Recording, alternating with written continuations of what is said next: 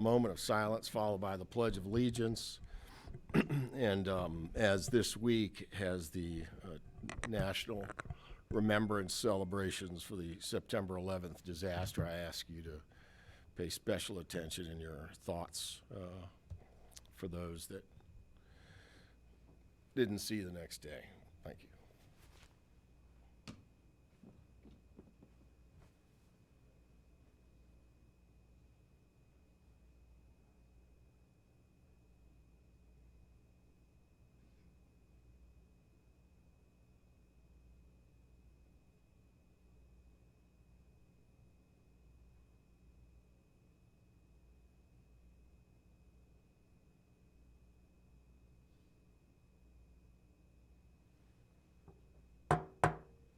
I pledge allegiance to the flag of the United States of America and to the republic for which it stands, one nation, under God, indivisible, with liberty and justice for all.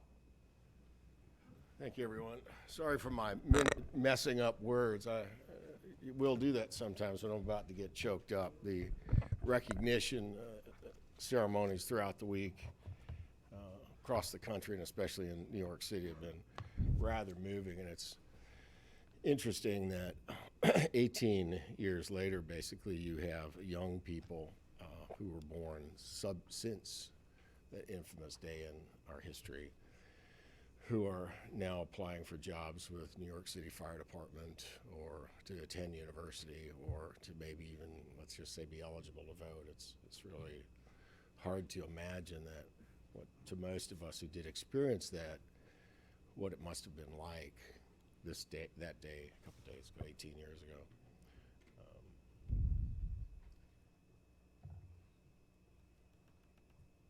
Mr. Clerk. Roll call, please.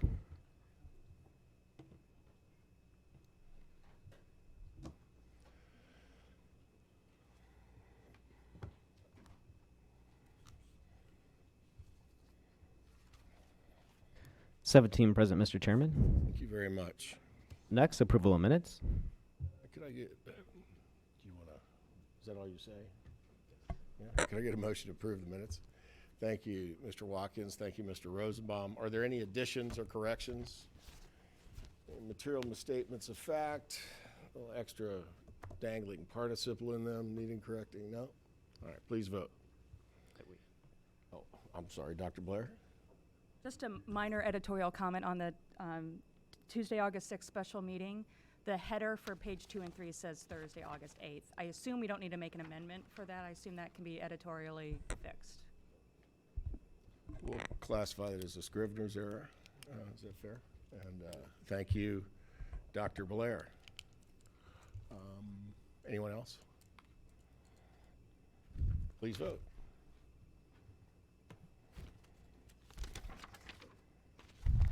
(17 ayes, 0 nays). Next, a proclamation recognizing September as National Preparedness Month. So if I could ask Jennifer, Kate, and Sharon to please come to the front.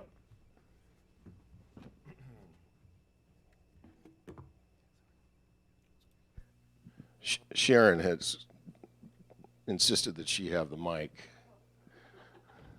I'm kidding, so. How are you, Jason? Good to see you, man. Here you go.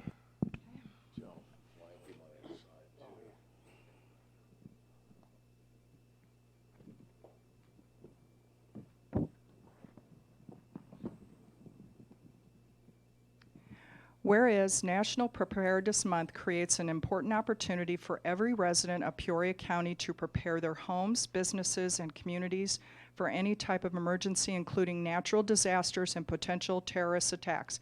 And whereas investing in the preparedness of ourselves, our families, businesses, and communities can reduce fatalities and economic devastation in our communities and in our nation. And whereas the Federal Emergency Management Agency's READY campaign, Citizens Corp, and other federal, state, local, tribal, territorial, private, and volunteer agencies are working to increase public activities in preparing for emergencies and to educate individuals on how to take action. And Whereas emergency preparedness is the responsibility of every citizen of Peoria County, and all citizens are urged to make preparedness a priority and work together as a team to ensure that individuals, families, and communities are prepared for disasters and emergencies of any type. And whereas all citizens of Peoria County are encouraged to participate in citizen preparedness activities and asked to review the Ready Campaign's websites at ready.gov or listo.gov in Spanish and become more prepared. And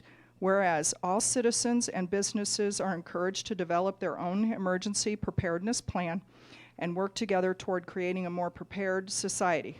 Now, therefore, I, Andrew A. Rand, Chairman of the Peoria County Board, on behalf of the County Board, do hereby recognize September 2019 as National Preparedness Month. Dated this 12th day of September, AD 2019, signed Andrew Rand, Peoria County Chairman, Rachel Parker, Peoria County Clerk. Congratulations. I just wanted to thank Chairperson Rand for recognizing September's Preparedness Month, the rest of the board for all the support that we get at the Emergency Management Agency and trying to get our goals accomplished. So thank you. Thank you. You guys know anybody? Go ahead. I just want to say thank you for all the hard work that you do, because emergency preparedness is not something that people see or think of on a daily basis, but when things go wrong, you guys are the people who plan to make it go right. So I want to thank you for all the work that you do. Thanks. I'll also say the extreme amount of planning I was able to witness as a member of the Board of Health, but you definitely put in the time that most folks within the county don't realize, so thank you. Thank you.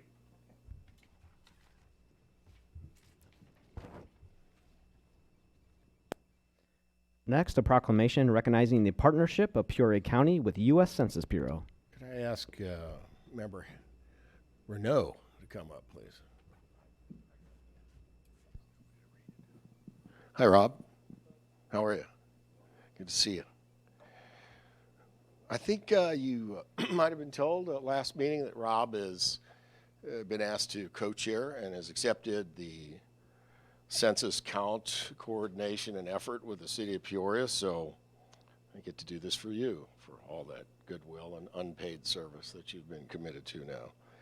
Whereas the 2020 decennial census is quickly approaching, the county of Peoria and the city of Peoria and all local governments need to ensure a maximum response rate to the effort, and whereas the county of Peoria must count every resident in order to be fully represented in both the Illinois General Assembly and the United States Congress, and whereas Peoria County needs to maximize census response rates among households in this community, as low response rates can result in undercounts of the population and adversely affect congressional apportionment and funding levels for many of our local programs. And whereas local preparations for the 2020 census include the formation of a joint city-county committee, a group of local elected officials and community leaders have been tasked to encourage all households to participate in the census, thank you. And whereas Peoria County supports the Complete Count Committee, who will be engaging in publicity, outreach, and education efforts with community leaders in an effort to overcome cultural, economic, and linguistic barriers regarding participation in the census.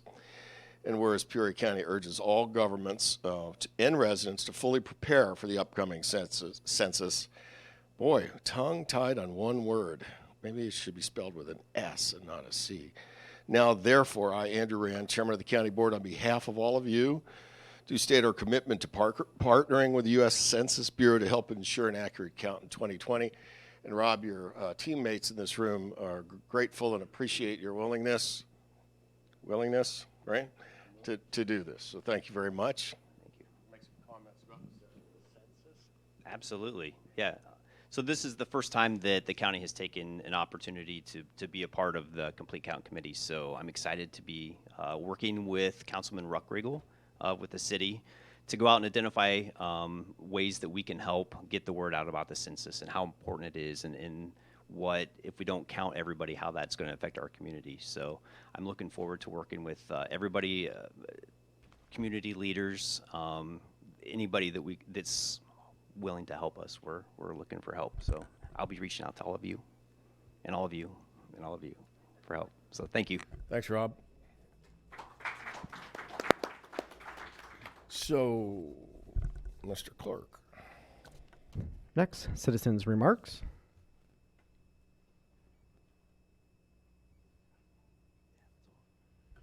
Okay, Mr. Rucker, Mike, welcome.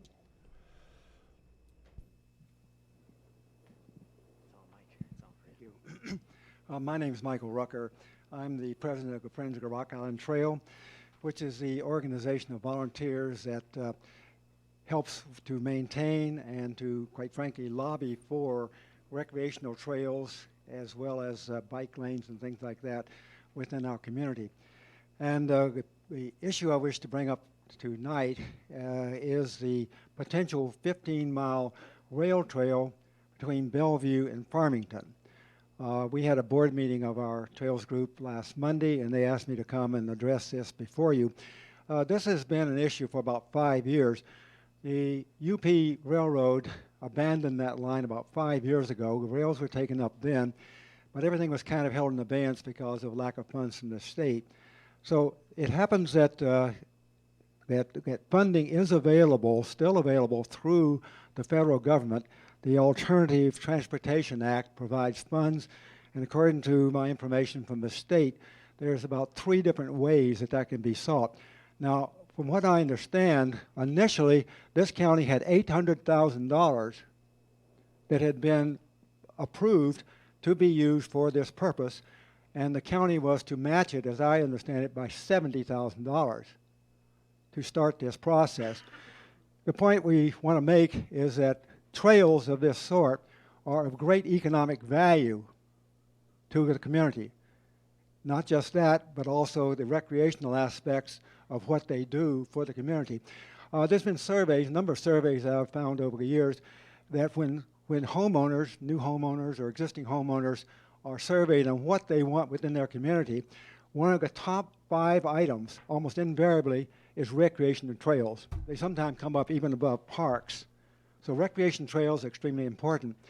So several of us have brought this issue to those in the community who are along the Rock Island Greenway, of course, which the trail through Peoria. And each and every one of them, each of these people, each of these owners along the Greenway say that they think that the trail is great in terms of bringing business and the enthusiasm it causes within the community. Trails are a great thing. This is an opportunity that should not be lost. It will be lost if it's not taken up now. Those grants are still potentially out there should this board decide it wants to pursue them. So it's a matter of whether you want to take this opportunity, whether you want to let this thing go. And along the way, about 50% of that track is in the Peoria County itself. The other is in the towns of Bellevue, Hannah City, and when it gets to Farmington, that's the county line. But it's there, it's available, and it can be done.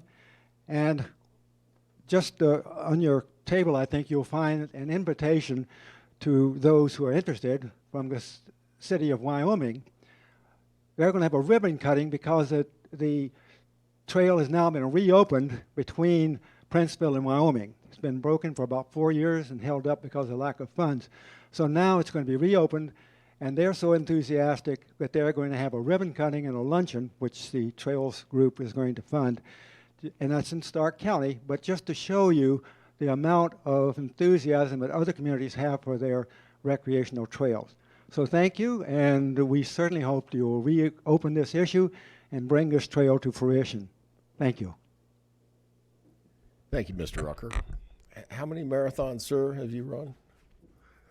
How many marathons have you run? 54. I just thought I'd point that out since I know Mr. Rucker. 54.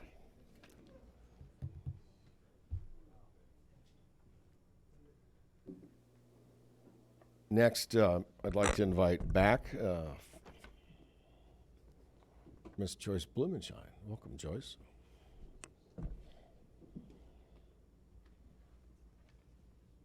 Thank you very much, Chairman Rand. Members of the board, I'll be brief. Joyce Bloom, 2419 East Reservoir. I'm here tonight on behalf of Heart of Illinois Group, Sierra Club, in strong support for revisiting this really important initiative for our county, exactly as Mike and Friends of Rock Island Trail are proposing.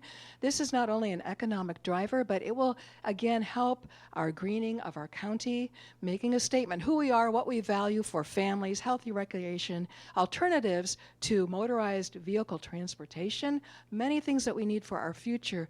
And he said, there is a concern now to revisit this before it's too late. I urge your attention as board members and as county staff and our chairman to please seek if there's a way to do this.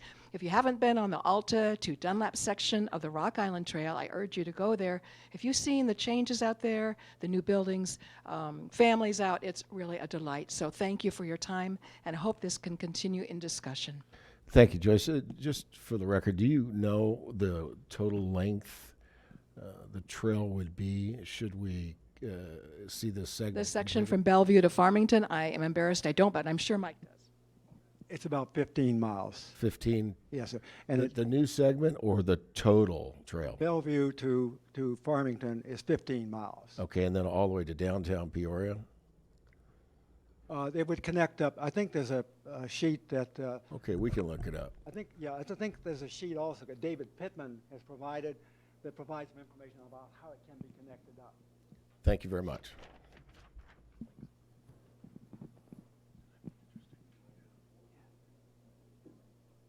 Ms. Williams. Would it be appropriate to make some comments about this at this Sure. point? I think if the rest of the members don't object, I'd be happy to yield the floor to you.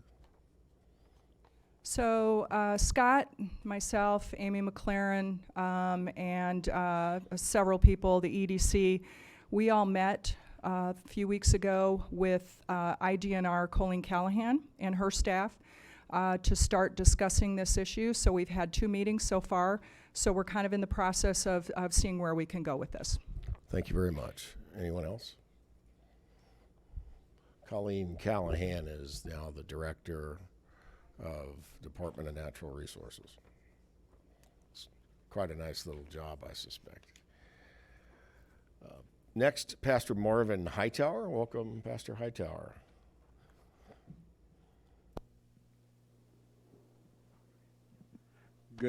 Good evening, Chairman Rand and board members. My name is Pastor Marvin Hightower, and I am the president of the Peoria branch NAACP, and I do live in Peoria County. I am here to clear up a couple of things as it pertains to last month's board meeting.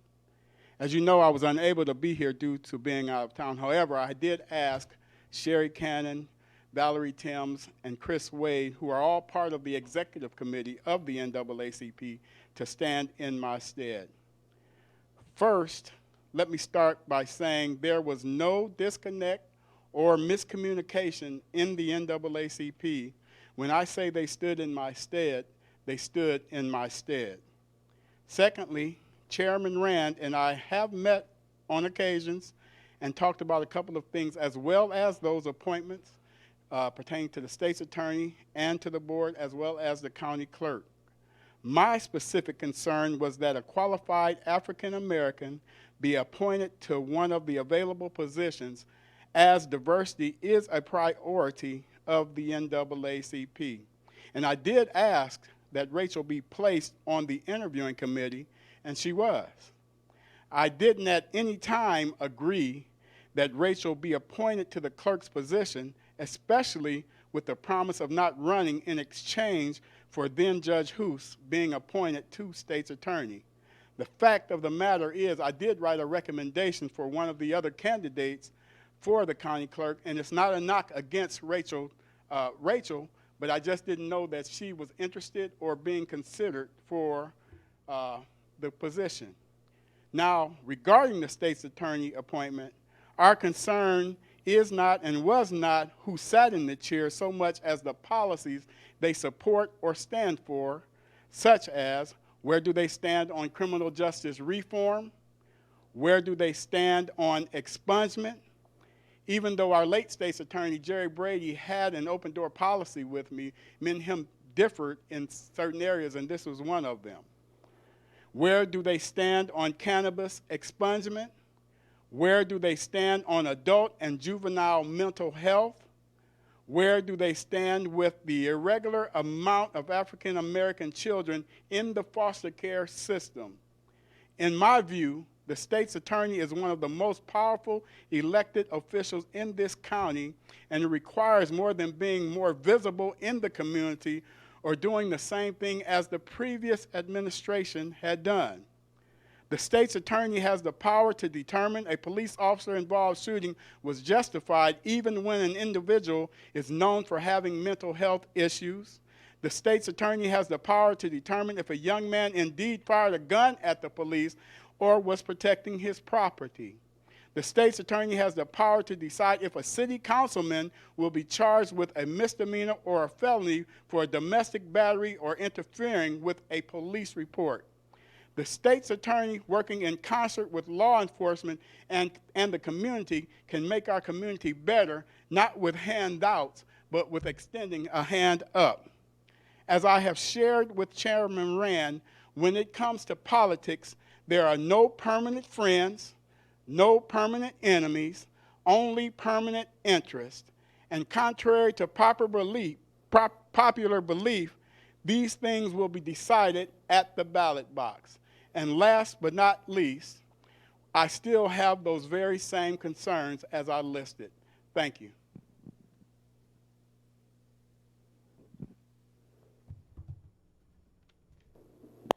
Mr. Clerk. Next, consent agenda. Can I get a motion? Thank you, Mr. Fennell, and a second, Mr. Robinson. Thank you, Barry. Are we all good with the items on consent? Mr. Renaud? Can we pull C10? C10. Yes. Anyone else? All right, then what we're voting on is all items on consent except item C10. Please vote.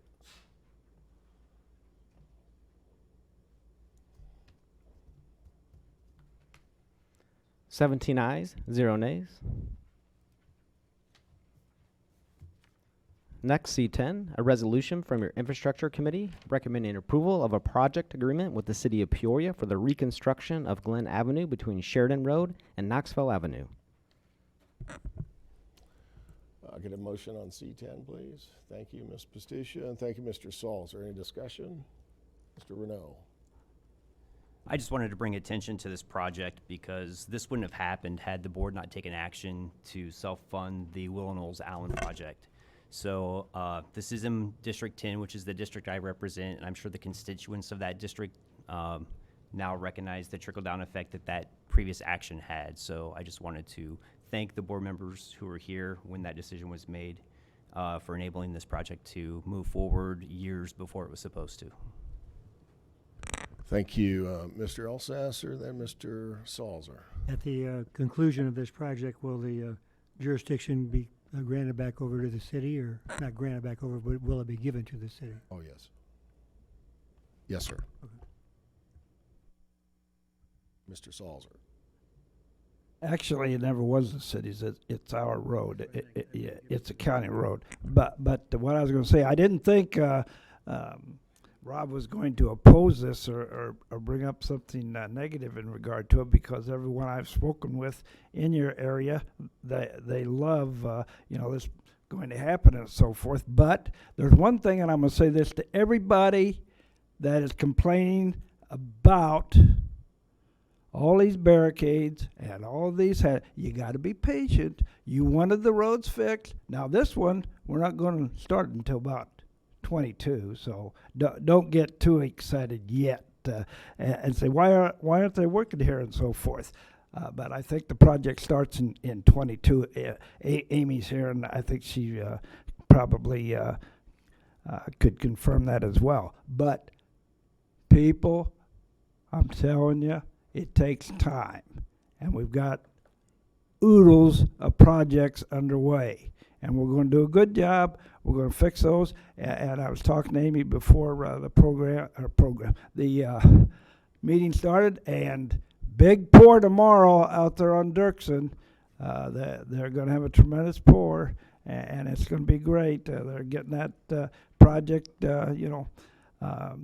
pretty much, on the way, and it's really going to be good for those people out in that area around the airport and so forth. But be patient.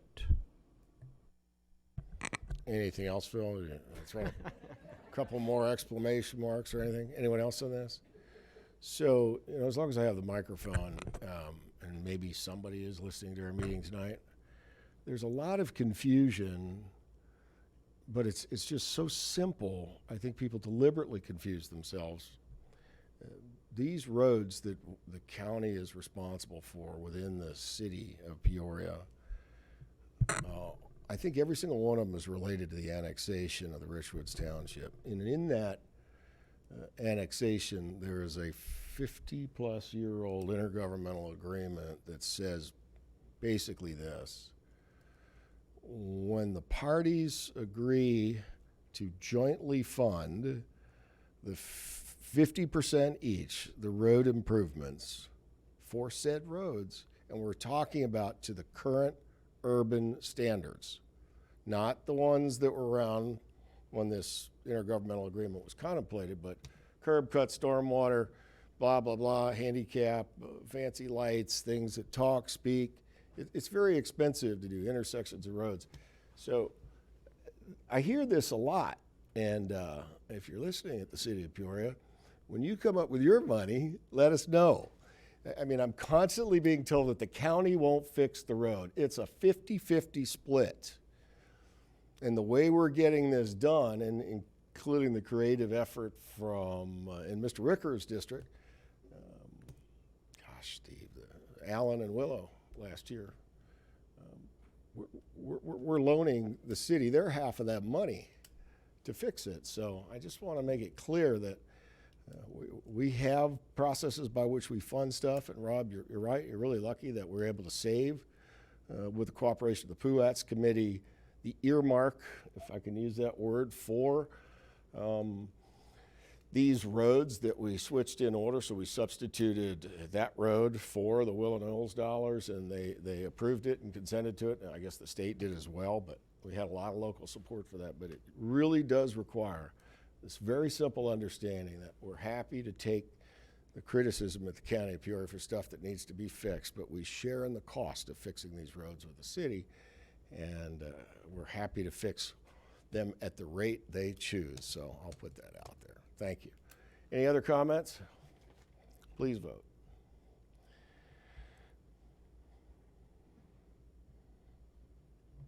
Seventeen ayes, 0 nays. Next, zoning ordinance and resolutions. Item 1, case 035-19-S, Peoria County, a text amendment to Chapter 20, Article 3, Section 3.2 of the Unified Development Ordinance. The proposed amendment relates to when building permits are required. Under the proposed amendment, no building permit shall be required for one-story detached accessory structures used as tool and storage sheds, playhouses, and similar uses, provided the floor area does not exceed 200 square feet. The Zoning Board of Appeals recommends approval. The Land Use Committee concurs. Thank you. Motion approved, Mr. Dillon. Ms. Williams on the second. Ms. Pastucia, Mr. Fennell. Go ahead, Mr. Dillon. I think most people heard the explanation, but if you hadn't, for those that represent part of the rural district for the county, this is kind of a big deal. Every summer you get phone calls about, I have a shed, I went to Lowe's, and originally we required plans and you get a permit. What this does is allows, if you get 200 square foot is a good size shed. If you go get a standard shed at a store, you can go put it on your property. You're not required to have a permit, and you need to respect your neighbors and your lot lines. And so we tasked the committee, the board members that get these phone calls, can we look at this? And Kathy and her staff, Andrew, did the exceptional job that they always do and went and researched this. And it turns out this was actually costing the county money to try to go do. So it made really no sense to continue this process. So it's a good thing for those that represent the rural districts, and realistically, what it does do is bring us in line with other municipalities that also follow the same rule of not allowing or saying you don't need, if you go to a big box store that you and put a shed on your backyard, that you don't need to get a permit as long as you're following your lot lines. So, and lot lines becomes a civil dispute between neighbors. So this is when constituents calls and listening, and this is adapting a rule. So I'm proud of the staff for what they did and the research that they had behind it to present the board. So again, thank you, Planning and Zoning, for all the hard work that you do and continuing to be top notch. Thank you, Jimmy. Mr. Ricker?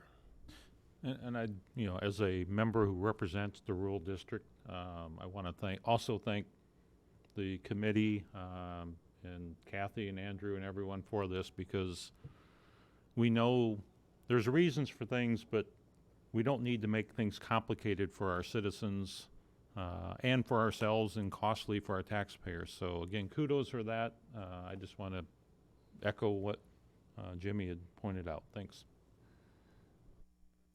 Back to Mr. Fennell. How are you? I think this is probably one of the better examples of our government really working.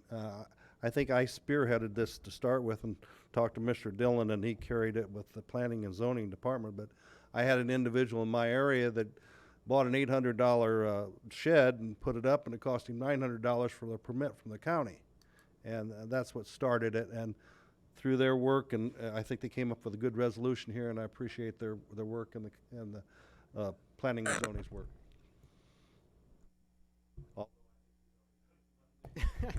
Ouch. Okay. I saw another hand here a moment ago. Ms. Williams. Well, I just want to mention Jimmy. I work with Jimmy every day, and I see how hard he really works with land use, situations. So I think we need to give kudos to you, Jimmy, for all the hard work you do. Thank you. Anyone else in this Thank You, Jimmy Fest? Let me just join in. Thank you, Jimmy. Please vote.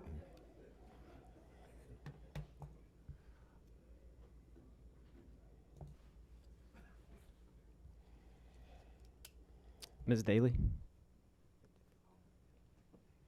Thank you. 17 ayes, 0 nays. Item 2, case W05-19, petition of Jeff Franklin, Moore, Kerr, and Abant's owner. A resolution from your Land Use Committee recommending approval of a waiver of compliance from Section 20-3.16.2.3.B of the Unified Development Ordinance. This section requires a minimum of 60 feet of contiguous public road frontage for parcels being created by tract surveys, which are 10 acres or greater. The petitioner proposes to divide an existing 80-acre parcel into 3 tracts of approximately 26 acres. The parcel is located in Limestone Township. Thank you. Did he get the section right? I think he had one too many B's in there. Go ahead, Mr. Dillon. Motion to approve in a second. Mr. Rosenbaum, discussion. Any discussion? Please vote.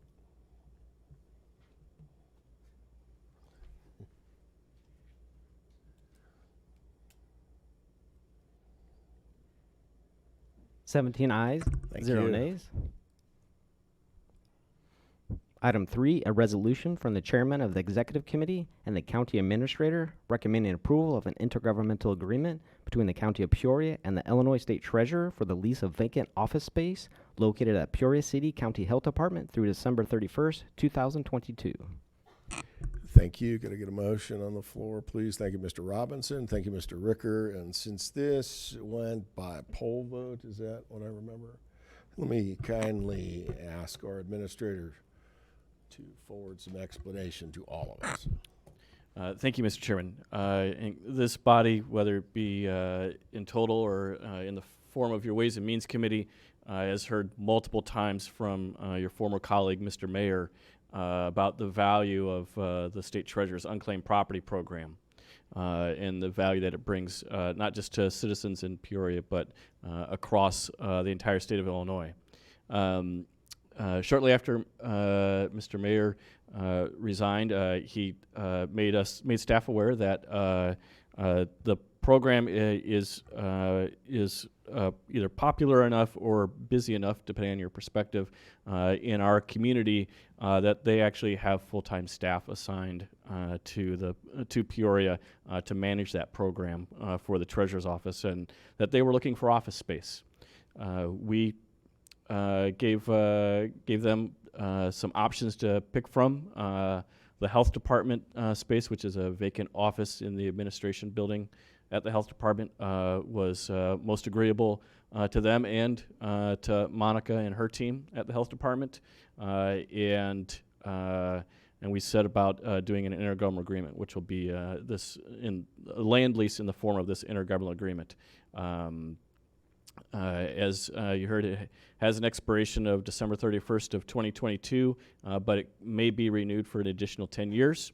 The lease rate is $1,200 per year for 130 square feet. It's obviously a single office. It's not a lot of money, obviously, but will provide a valuable service to the citizens of Peoria and Peoria County. Thank you, Mr. Sorrell. Mr. Fennell. When do you expect them to be residing at that office? Just about any day now, pending your approval tonight. I feel like it'd be Monday. They're that anxious. Thank you. Ms. Pastucia? How does this work with the plan that we got from Dewberry about office space? And was this office planned? Did we have another plan for this space? So the Dewberry plan was limited to the courthouse, and so the health department was not. Well, I take that back. The health department was included in that study. Monica has no plans of adding staff that would require the use of this office at any point in time. That plan from Dewberry does talk about, at an undisclosed time in the future, the need to make a life cycle replacement of the health department building. Should that occur during the life of this lease, we'll probably plan on making sure there's adequate office space to fulfill the terms of this lease during that project. Thank you, Mr. Sorrell. Anyone else needing clarification? Thank you for arranging this, the treasurer as well. I talked to the senior staff member who's providing this function in Peoria, and they're really excited to get in there. So it's a good win-win. If there's no other comments, seeing none, please vote.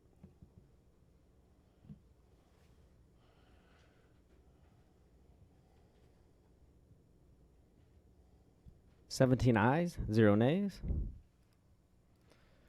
Before we take up item 4, we'll move to miscellaneous and announcements.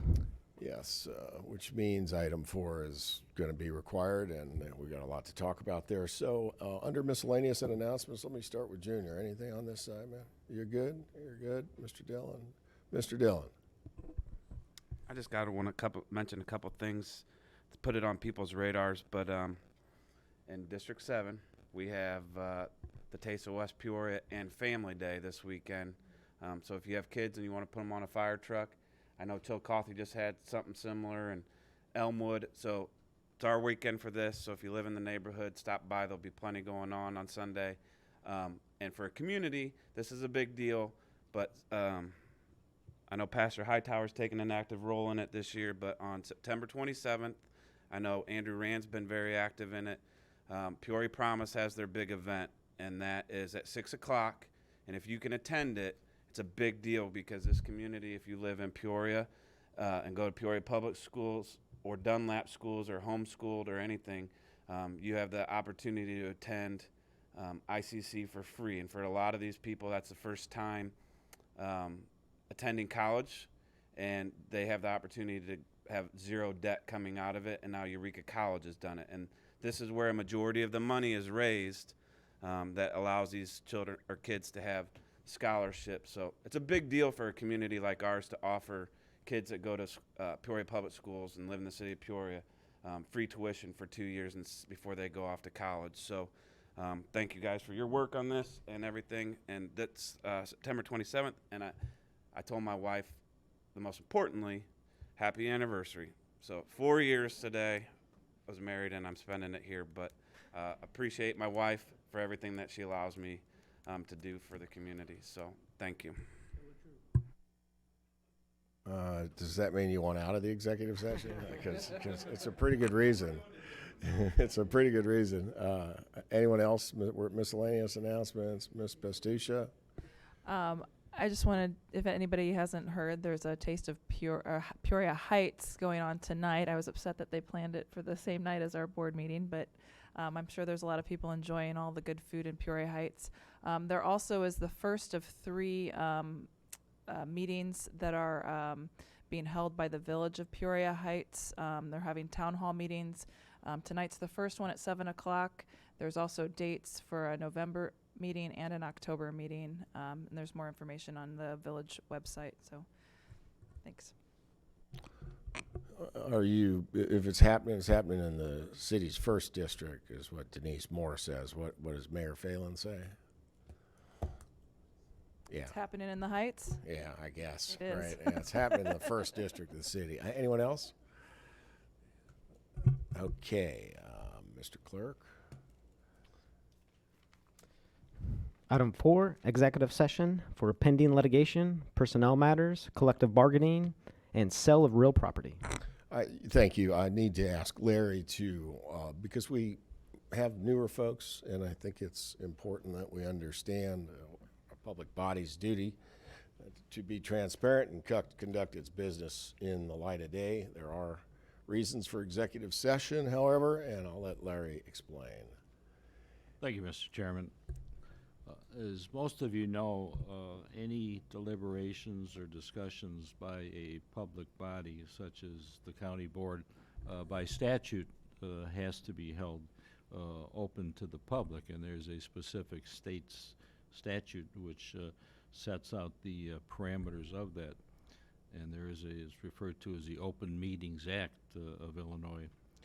In that act, however, there are exceptions wherein a deliberative body such as yourself, a public body, may, for certain reasons, go into closed or executive session. So when you see on an agenda, as we have tonight, the word executive session, that indicates that we will be going into executive session. The actual reason, the specific reason for the executive session, as was just done by the clerk, has to be specifically set out. We can't just say, or you can't just vote to go into a closed or executive session.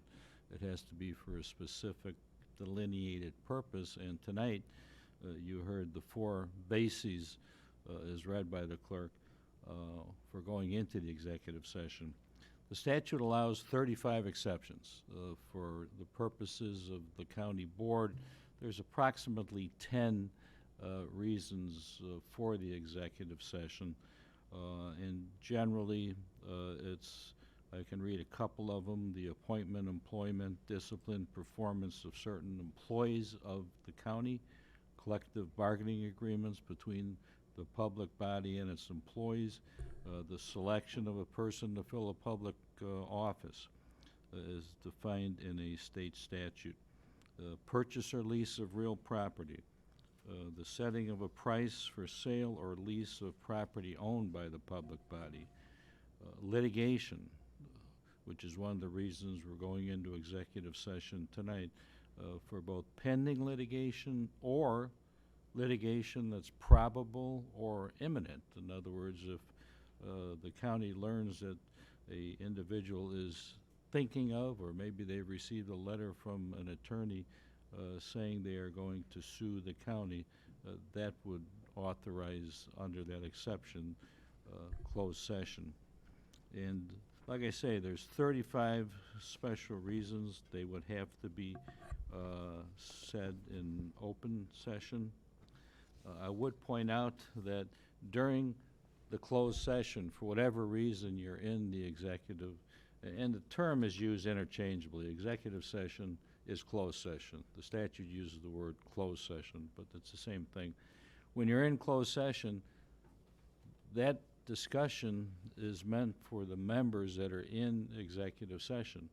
You cannot, after executive session, go out and talk about anything that was discussed during the closed session. In other words, that information, if you want to think of it, that's secret information, so to speak. And you're not allowed to talk about that outside of closed session to anyone. During the closed session, no vote can be taken. The chairman, however, under the statute, is permitted to take a straw vote or a consensus, in other words, the general consensus of the persons present in terms of what action or decision the body may feel like. But in order to actually do any action based on that, formal action of the board, you would have to come out of the executive session and then take the vote in open session after the general parameters of what was discussed is disclosed to the public. So that's just a general understanding, for maybe a refresher for those that have been here and for the newer members that aren't familiar with what that phrase refers to. Thank you, Larry. Does anybody have any questions about that? Because Larry would be happy to provide the citation and send it to you wherever you'd like it sent to. Just let him know. He's happy to do it. Okay, so I need to get a motion on the floor for an executive session for pending litigation, personnel matters, collective bargaining, and the sale of real property. Ms. Williams, thank you. Mr. Fennell on the second. All those in favor, well, I'm sorry, please vote.